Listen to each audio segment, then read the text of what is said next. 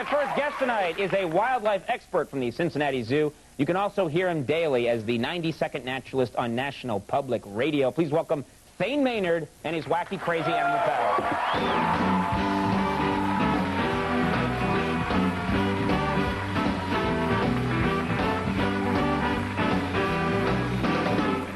What the hell is this? This is a potto. It's a primate from Central and West Africa. It lives along the equator, and it lives up in trees. So I brought a stick for it to perch on, partly so it'll stay on there, and also so it won't bite you.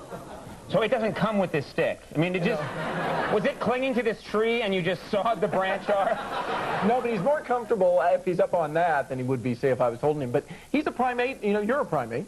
Thank you. Yeah. Well, and some of the same characteristics. He's got binocular vision as we have. What do you mean?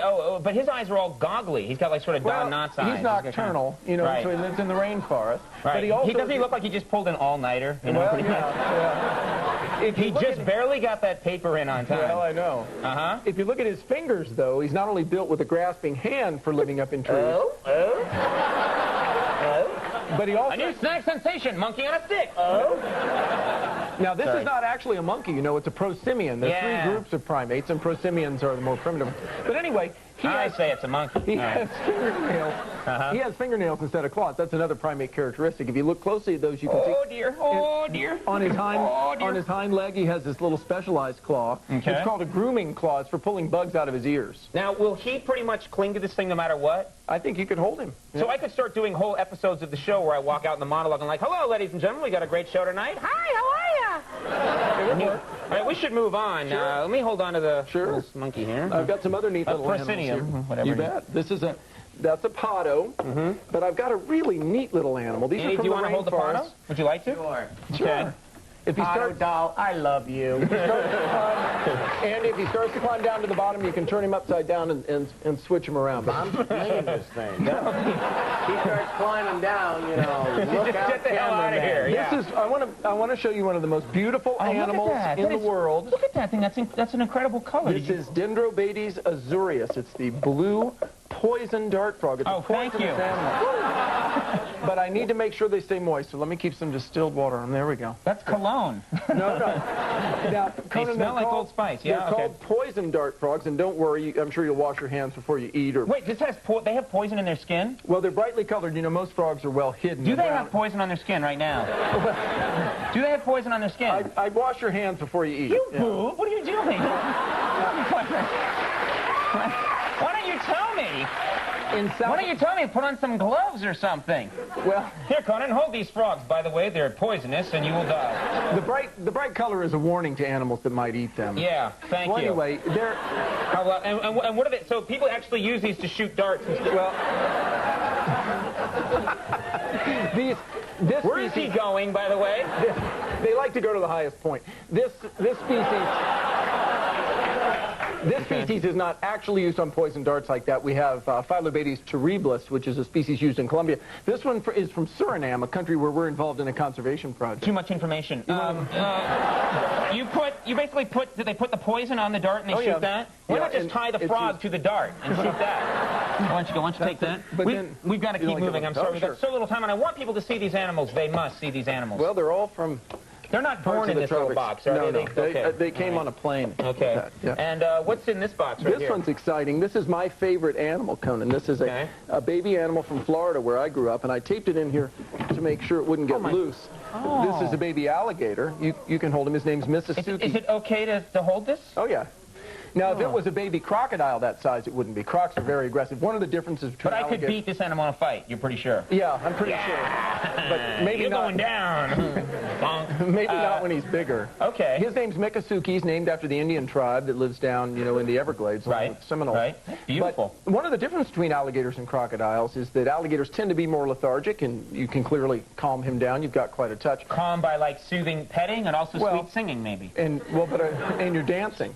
But a crocodile would whoop on you. But let me show you this. These guys invented the goggles.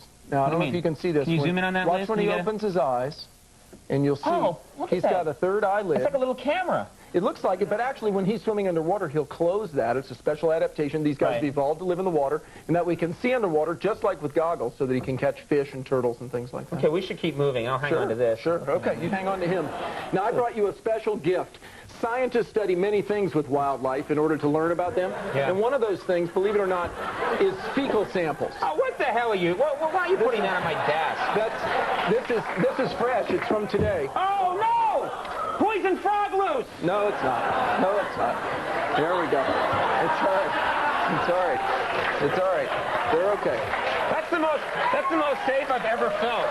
Put this guy back here. If you cut this open, what are you doing? Well, it's mostly grass. Why are you cutting feces open on my desk? Well, this is like a sick Thanksgiving. Well, time to slice it up. No. Scientists like endocrinologists study fecal samples. Okay, you might have taken fecal samples to a veterinarian before. In the case of this, it's an elephant. Okay. That's just today. This was a fresh one. This is from an elephant. We brought it. Yes. Good. For a second, I'm like, is this yours? You know. We brought this. I thought I'd bring this by. Clonk. Let's cut her open and see what she got. Oh, look. I brought this for a couple of reasons. One, and I should tell you, on the airplane, it was kind of funny because people were sort of sniffing. You didn't bring this on the airplane, did you? In the carry-on above the seat. But the reason is this. Sir, what do you have in that bag? Hey, take it easy. It's just fecal matter. But no kidding. Think of the things people learn from this. Scientists learn. What do they learn? Endocrinologists, well, they study the hormones. They can tell the breeding cycle. They can tell if an animal's pregnant. With some species, they can even study DNA without taking a blood sample. This is making me sick, seriously. No, it shouldn't. What do you mean, no, it's not? It shouldn't. I put feces on a test. You know, this is making me uneasy and sick. No, it's not. You try this. Look. What is that? It's mostly grass. Yeah. This is Timothy hay with a few vegetables. But it's been through an elephant's butt, and so that's it. You're like, it's only grass. No. It's just grass that's been passed through an elephant's ass. What's the big deal? That's the way you're wrong. That sounds bad. You lose this argument. I spend a lot of time working with kids talking about careers. Yeah? An important career in science. If they want to be a veterinarian. How's he doing? I'm the king of the jungle.